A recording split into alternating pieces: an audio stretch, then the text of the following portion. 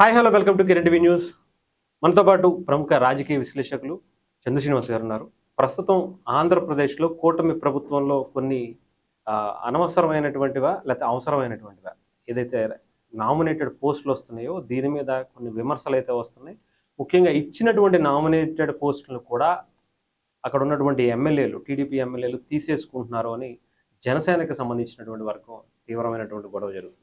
So దీని మీద ఆయన అడిగి తెలుసుకుందాం. సార్ నమస్తే. నమస్కారం. సార్ మీరు చూసే ఉంటారు, గన్నవరానికి సంబంధించిన ఒక ఇష్యూ చాలా తీవ్రం అవుతున్నటువంటి పరిస్థితి. ఇచ్చినటువంటి నామినేటెడ్ పోస్ట్ అంటే సీఎం ద్వారా ఇచ్చినటువంటి నామినేటెడ్ పోస్ట్‌ని కూడా అక్కడ ఉన్నటువంటి స్థానిక ఎమ్మెల్యే తీసేసుకున్నారు అని అభియోగం వస్తుంది. ఏమంటారు సార్ దీన్ని? జీవో కూడా మార్పించుకున్నారు. అవును సార్. ఇవన్నీ చూస్తూ ఉంటండి. ఇక్కడ ఏంటంటే పవన్ కళ్యాణ్ గారు త్యాగాలకు సిద్ధపడి కూటమి అధికారంలో వచ్చేట్టు చేశాడు.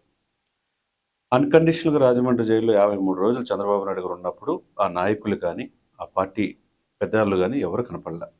వన్ అండ్ ఓన్లీ కేడర్ అంతా తన మాట వింటారన్న ఉద్దేశంతో అన్కండిషనల్గా సపోర్ట్ చేయబట్టి ఈ రోజున కూటమి అధికారంలో వచ్చిందనేది దేశం మొత్తం తెలిసిన అంశం. ఎవరు అవుననుకున్నా కాదనుకున్నా సరే, గెలిచిన తర్వాత ఒకటి, గెలవక ముందు ఒకటి, మాతో కలిసి అన్నారు, మా వెనక కాదు అని చెప్పి అన్నారు. సరే, గెలిచిన తర్వాత అసలు మా ఇదితో అసలు పవన్ కళ్యాణ్ లేకపోయినా కానీ మేము వచ్చేవాళ్ళని ఇదిలో కొంతమంది ఊహల్లో ఉన్నారు.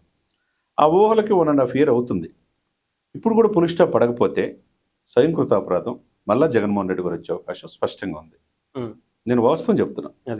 మనకు ఎవరు చుట్టాలు కాదు, ఎవరు అతిథులేం కాదు. ఆంధ్రప్రదేశ్లో పరిస్థితిలో జగన్మోహన్ రెడ్డి గారి నియంత్రిత ధోరణి, సంక్షేమ వాటిని అభివృద్ధి మర్చారు అని స్వయంకృత అపరాధంతో అతను చేసే ప్రతిష్టప్పు ఒకటైతే, రెండోది అతని తప్పులు వేలెత్తి చూపి ఆంధ్రప్రదేశ్ ప్రజలకి 4 కోట్ల మంది తెలియజేసిన వ్యక్తి, ఏకైక వ్యక్తి పవన్ కళ్యాణ్ గారు. ఆ తర్వాత ఎవరైనా, అది అందరికి తెలిసిన అంశం. ఆయన త్యాగాలకు సిద్ధపడ్డాడు. 100 సీట్లు అన్నారు, 50 సీట్లు అన్నారు, చివరికి 21 ఇచ్చిన త్యాగాలకు సిద్ధపడి చివరికి తన సోదరుడు నాగబాబు గారి ఎంపీ సీటు కూడా త్యాగం చేసి ఈరోజు త్యాగాలకు సిద్ధపడబట్టి ఆంధ్రప్రదేశ్లో అధికారంలో ఉన్నది. మనం ఎప్పుడు చెప్తుంటాం పవన్ కళ్యాణ్ గారి గొప్పతనం గురించి, చంద్రబాబు నాయుడు గారి యొక్క అనుభవం గురించి. అదే సమయంలో చంద్రబాబు నాయుడు గారికి తెలిసి జరుగుతుందా తెలియక జరుగుతుందా అంటే చాలా దారుణంగా ఉంది పరిస్థితి. ఒకవైపు ఆర్కే రూపంలో పదునైన అస్త్రాలు సంధిస్తున్నాడు. ఆర్కే వీకెండ్ కామెంట్లో చంద్రబాబు నాయుడు గారి మీద డైరెక్ట్గా అటాక్ చేస్తున్నాడు. అంటే మీరు మార్చుకోకపోతే మీరు పతనం అయిపోతారు. అది అవన్నీ బాగానే ఉన్నాయి. అదే సమయంలో అందరినీ కూడా పేదలు లేని సమాజాన్ని నిర్మించడం అనేది కష్టం అంటున్నాడు. అది చాలామంది విశ్లేషకులు లాంటి వాళ్ళు కూడా చాలామంది కూడా అది కష్టం చంద్రబాబు నాయుడు గారు ఈ ప్రయత్నం అనేది అని చెప్పి చెప్తున్నమాట.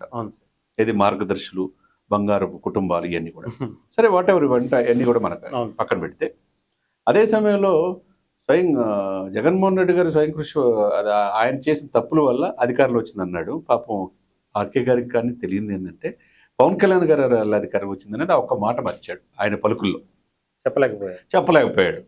మరి చెప్పలేకపోతే ఆయన ఏరారికి పెరిగే తగ్గుంది, టీడీపీ తగ్గిపోద్ది, లోకేష్ ప్రాధాన్యత తగ్గిపోయింది అని చెప్పి మొదటి చెప్పిన వ్యక్తి కదా. కాబట్టి దేశం మొత్తం, దేశ ప్రధాని మోదీయే ఈయన పవన్ గారు తుఫాన్ అన్నాడు. కూటమి గెలుపు ఎవరి వల్ల వచ్చిందనేది కోట్లాది మంది తెలుసు. ఆర్కే గారు చెప్పినంత మాత్రాన ఆ పలుకుల్లో ఏం పోయేది కాదు. ఈరోజు దేశ రాజకీయాలు శాసించే పరిస్థితులు పవన్ కళ్యాణ్ గారు. అటువంటి వ్యక్తి రాబోయే 15 సంవత్సరాలు మేము కలిసి ఉండాలి, మిస్ఫైర్ కాకూడదు అన్నాడు. మరి ఇదేంటి, ఎన్ని సంఘటనలు మిస్ఫైర్ కాదా? గన్నవరంలో 2 నెలల క్రితం నామినేటెడ్ పోస్టులు ఇస్తే అక్కడ ఒక సమాజ వర్గం చెందిన జనసేన కార్యకర్తకి కష్టపడే వాళ్ళకి అక్కడ మార్కెటింగ్ చైర్మన్ ఇస్తే ఆ పదవి 2 నెలల్లోనే మీరు తీసేసుకుని జీవో తీసుకొచ్చి బహిరంగ సభలో ఎమ్మెల్యే మాట్లాడే పరిస్థితి అంటే ఏంటి సార్ ఇది? ఎక్కడున్నాం మరి? మొన్న కేటీ రామారావు గారు కొవ్వూరులో అడిగినందుకు ఆయన పార్టీని సస్పెండ్ చేశారు. తమ్మిరెడ్డి శివశంకర్ గారి నివేదిక కోసం ఎదురు చూస్తున్నారు. అదొకటి. ఇంకోటి విజయనగరంలో. ఇక్కడ ఎక్కడ చూసినా ఈ గొడవలు అయితే ఇంకా ఈ కాపురం 15 సంవత్సరాలు ఎలా ఉంటుంది? కొద్దిగా బాధగా ఉన్నది. రాష్ట్రంలో మార్పు కావాలని కోరుకున్న వాళ్ళు చాలా మందిలో విశ్లేషకులు మనం కూడా ఉన్నాం. అదే సమయంలో ఇది 1 సంవత్సరంన్నర కూడా కాకుండానే ఏంటిది, ఎక్కడ పోతున్నాం మనం? ప్రజాస్వామ్యంలో అందరూ ఎదురు చూస్తుంటారు. మరి చంద్రబాబు నాయుడు తెలిసి చంద్రబాబు నాయుడు గారు ఇచ్చి నామినేట్ పదవులే మార్పిచ్చి జీవో తీసుకొచ్చుకోగలిగారంటే, టీటీడీ బోర్డులో జనసేన ప్రాధాన్యత మాత్రం లేదు. టీటీడీ బోర్డులో చాలా కీలకమైన పదవుల్లో జనసేన ప్రాధాన్యత ఉండదు. ఓన్లీ వన్ అండ్ ఓన్లీ నాయకుడు చెప్తున్న మాట మాత్రం జనసేనకి వింటున్నారు కదా అని చెప్పేసి వాళ్ళు చూస్తే, ఒక ఆయన రాయలసీమ నుంచి ఒక వీడియో రిలీజ్ చేశారు. మీరు యాశించే స్థాయి నుంచి శాసించే స్థాయికి రమ్మన్నారు పవన్ కళ్యాణ్ గారు, మీరు చెప్పినట్టు మేము విన్నాం. అదే సమయంలో పెద్దన్న పాత్ర పోషించమన్నారు, పోషించాం. మీరు 21 సీట్లు తీసుకున్నా మేమేమో అనుకోలేదు. మేము దాంట్లో పయనిస్తున్నాం. అట్లాని మా అమాయకత్వాన్ని మాకు ఇచ్చిన సీట్లే తీసుకుని ఇంకొక అగ్రవర్ణానికి ఇచ్చుకుంటా పోతే మేము చూస్తా ఊరుకోవటం అది జరగదు. మేము సైలెంట్గా మేము చేయాల్సింది చేస్తామంటున్నారు. అంటే అప్పుడు ఏమవుతుంది? ఏమవుతుంది రేపు? మళ్ళీ చిన్న చిన్నగా మొదలవుతా ఉంటది. మరి చేతులు స్వయం కృతాపృతం. అవును. జగన్మోహన్ రెడ్డి గారు చేసిన తప్పులే మళ్ళీ ఇక్కడ టీడీపీలో అధిష్టానం కూడా చూసి చూడనట్టుగా ఉంటే, అవును. ఇప్పుడు చంద్రబాబు నాయుడు గారి వల్ల లోకేష్ వాళ్ళ అధికారులు రాలేదు కదా. అంతే కదా. చంద్రబాబు నాయుడు గారు పవన్ కళ్యాణ్ గారు కలిస్తే అధికారంలో వచ్చింది. అవును సార్, definitely. ఆ పొత్తు పొడవాలని చెప్పి టీడీపీతో కలవాలని చెప్పింది ఎవరు? పవన్ కళ్యాణ్ గారు కాదా? అన్కండిషనల్ గా బీజేపీ వాళ్ళు కూడా నేను ఒప్పిస్తానని చెప్పి జగన్మోహన్ రెడ్డి గద్దె దించితే కానీ ఈ రాష్ట్రంలో అధికారులు రాలేమని చెప్పింది పవన్ కళ్యాణ్ గారు కాదా? అవును. మరి ఇది అతి మంచితనమా, లేకపోతే పవన్ కళ్యాణ్ గారు చూసి చూడట్టు ఉంటామా? మరి ఎన్నాళ్ళు ఈ భారం మోసి అవమానాలు పొందుతారా జనసేన కార్యకర్తలు? కాలమే సమాధానం. ఇప్పుడు మనం ఇట్లా మాట్లాడామనుకోండి, ఇది కూడా కొద్దిగా ట్రోల్ చేస్తారు. చేసినా ఏం ఫరక్ పడదు సార్. మీరు వైసీపీకి వెళ్ళిపోయారని ఇంకొకటి రకరకాలుగా అంటారు. అలా వాళ్ళ విఘ్నత. అవును. ఆంధ్రప్రదేశ్లో ఏం చెప్పాం? సంక్షేమ అభివృద్ధి మర్చారు కానీ జగన్మోహన్ రెడ్డి గారిని మర్చిపోయారు. 150 నుంచి 11 పరిమితం చేస్తున్నారు. ఇప్పటికే ఆ మాట కట్టుబడి ఉంటాం. అది అందరికీ తెలిసిన విషయమే. అవును. అదే సమయంలో కూటమి రియలైజేషన్ అవుతుంది. 6 గ్యారెంటీల్లో ఇంకా 3 గ్యారెంటీలు రాలేదని చెప్పన్నాం. అది ఆగస్టు 15 మహిళలకు ఉచిత కావచ్చు, రైతులది కావచ్చు ఇస్తామని చెప్పన్నారు. ఇది ఏ ప్రభుత్వాన్ని 2 సంవత్సరాలు చూడాలి. డెఫినెట్గా సార్. ఈ కూటమి కూడా 2 సంవత్సరాలు చూడాల్సిన అవసరం. అదే సమయంలో నీకు ఇచ్చిన 10% మీకు త్యాగాలకు సిద్ధపడిన జనసేనని అనుకున్న వ్యక్తి రాష్ట్రానికి ముఖ్యమంత్రి కావాలని చంద్రబాబు నాయుడు చేసిన వ్యక్తికి, ఆ పార్టీ భుజాన జెండాలు మోసిన వాళ్ళకి ఇట్లా ఇచ్చినట్టు ఇచ్చే అవమానంగా తీసేసుకుంటే అది ఎంతవరకు సమంజసం? ఏ ఒక్కల వల్ల అధికారంలో వచ్చిందా? పవన్ కళ్యాణ్ గారు లేకపోతే రాజ్యాధికారం వచ్చేదా ఆంధ్రప్రదేశ్లో? అది జరగని పని అందరికీ తెలుసు. మరి ఇలా జరుగుతూ ఉంటే మరి వాళ్ళ విజ్ఞతకి వదిలేయాలా? మరి చంద్రబాబు నాయుడు గారికి తెలిసి జరుగుతుందా, తెలియక జరుగుతుందా అంటే, మరి చంద్రబాబు నాయుడు గారే ఇచ్చిన జీవోనే క్యాన్సిల్ చేసి ఇంకో జీవో తీసుకొచ్చి బాహాటంగా బహిరంగ సభలో ఆయన యార్లగడ్డ ఆయన ఎవరు ఉన్నాడు ఎమ్మెల్యే, ఆయన మాట్లాడే పరిస్థితి వచ్చిందంటే మరి దీన్ని చూస్తా ఊరుకుంటారా? రోజు రోజుకి దీనివల్ల ఏంటంటే గ్రాస్ రూట్ లెవెల్లో పార్టీ ఈ కూటమికి పీటలు వాటే అవకాశం స్పష్టంగా కనపడుతుంది. ఇలాంటివి ఇట్లా చిన్న చిన్న విషయాలు సర్దుకోపోతే అద్భుతమైన 15 సంవత్సరాలు ఉంటా ఉన్నారు. అంటే ఇక్కడ ప్రతిసారి చాలా మంది ఏమంటున్నారంటే జనసేన పార్టీకి సంబంధించి ఇంకా మేము ఇంకా జనసేన వాళ్ళు ఇంకా కొంచెం ఆలోచించి నిర్ణయాలు తీసుకోవాలి, ఇది కూటమి గురించి కాదు ప్రజల గురించి అని. అంటే ఎక్కువ జనసేనకే తగ్గాలి. ఎవరు ఆలోచించుకోవాలి సార్? ఎవరు తగ్గాలి? ఇక్కడ ఎక్కువ జనసేన 21 సీట్లకు తగ్గి సొంత గారి కూడా సీటు కూడా త్యాగానికి సిద్ధపడి స్వయంగా లెటర్ రాసి రాజ్యసభ సభ్యులు ఎవరు తర్వాత ఎమ్మెల్సీగా చేసి మంత్రిని చేస్తామని చెప్పి చంద్రబాబు నాయుడు గారు లెటర్ మీద నాగబాబు గారిని ఇస్తామని చెప్పింది మాట వాస్తవం కదా? మరి ఎమ్మెల్సీ ఎన్ని రోజులు అయింది? ఇంతవరకు ఎందుకు నాగబాబు గారికి మంత్రి పదవి లేదు? ఇంతవరకు పిఠాపురంలో ఉన్న సమస్యని, వర్మ సమస్యని ఎందుకు అక్కడి నుంచి తీసేయలేకపోతున్నారు? మీ ఇష్టం వచ్చినట్టు మాట్లాడే వాళ్ళకి మాత్రం మీకు ప్రాధాన్యత ఉంటుంది. జనసేన వాళ్ళు మాత్రం ఏదైనా అడిగితే వాళ్ళ పార్టీని సస్పెండ్ చేయటం, లేకపోతే ఏదో ఈ కూటమికి విఘాతం కలిగించేట్టుగా చిత్రీకరిస్తున్నారు తప్పితే ఇది చిరికి గాలివాన అయితే ఏదో అంటారు చూసారా, స్వయంకృత అపరాధం. దీన్ని ఎవరు మార్చలేరు. వాళ్ళు మారితే బాగుంటుంది. వాళ్ళు అనుకున్న వాళ్ళ కళ్ళగన్న 15 సంవత్సరాల అధికారంలో ఉండే అవకాశం ఉంది. ఇది కాకుండా ఇలానే కొట్టుకుంటా ఉంటే మళ్ళీ జగన్మోహన్ రెడ్డి గారి రూపంలో మళ్ళీ ఆయనకున్న సాలిడ్ 40% ఓటు బ్యాంక్ ఉంది. ఆయన తక్కువ అంచనా వేయడానికి వీల్లేదు. ఇప్పటికీ స్టిల్ లైవ్లో ఉన్నాడు.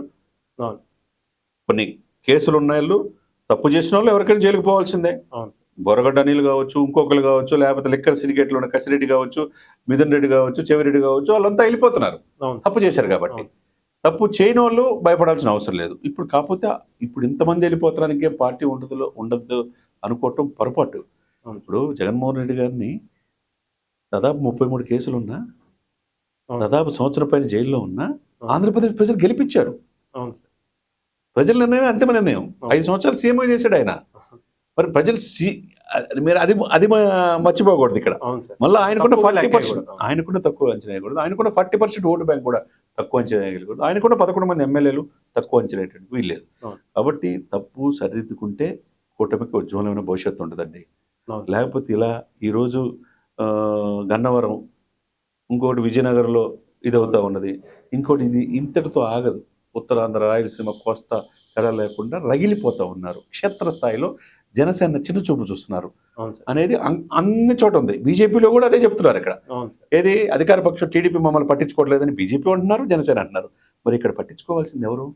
పెద్దన్న పాత్ర పోషించాల్సింది ఎవరు? అన్కండిషనల్గా త్యాగాలకు సిద్ధపడి చంద్రబాబు నాయుడు గారిని సీఎంగా చేసిన వ్యక్తి ఓకే. పవన్ కళ్యాణ్ గారు కాదా? రైట్. పవన్ కళ్యాణ్ గారు చాలా సౌమ్యంగా ఉంటున్నాడు, ఇక్కడ చాలా దృఢంగా ఉంటున్నాడు. కానీ మొన్న మాట్లాడిన మాటలో నేను అంత కష్టపడి అధికారులు తీసుకొచ్చాను, ఇది నిలుపుకోండి, మిస్ఫైర్ కావద్దు, అవతలాలు కాసుకొని చూస్తున్నారన్న. అవును. మరి కాసుకొని చూడటం అంటే ఇప్పుడు మనం విశ్లేషణలో చెప్పిందే అవును. ఈ సంఘటనలే.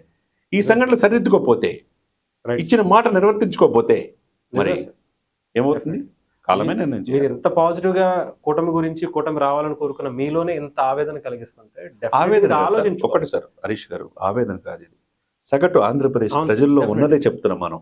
ఎందుకంటే వీళ్ళిద్దరూ ఇలా అయిపోతారేమో, మళ్ళీ ఇంకొకరు అంతే కదా. చేస్తదేమో అనే ఒక భయం ప్రజల్లో కూడా ఉంటుంది. సరే, నేను ఆ దుష్టశక్తి అనే మాట నేను అన్న కానీ Right. ప్రజలు నిర్ణయాన్ని మనం అంతే సార్. తీసుకోవాలి. అవును. జగన్మోహన్ రెడ్డి గారి మన బంధువు కాదు, చంద్రబాబు నాయుడు గారు, పవన్ కళ్యాణ్ గారు మనకేం బంధువు కాదు. అవును సార్. ఆంధ్రప్రదేశ్ ప్రజలు ఏమనుకుంటారు చెప్పటం యాజ్ ఏ జర్నలిస్ట్ గా నీ బాధ్యత, యాజ్ జర్నలిస్ట్ గా నా బాధ్యత. అవును సార్. అవును. అది చెప్పకుండా అంతా బాగుందనుకుంటే అది అవివేకమే. అవును సార్. లోపాలు ఎత్తి చూపించి ఎక్కడైతే లోపాలు సరిదిద్దుకుంటే మీకు బాగుంటుందని చెప్తున్నాం, అవును సార్. అది కూడా సరిదిద్దుకోకపోతే మనం ఎవరైనా చేయలేం.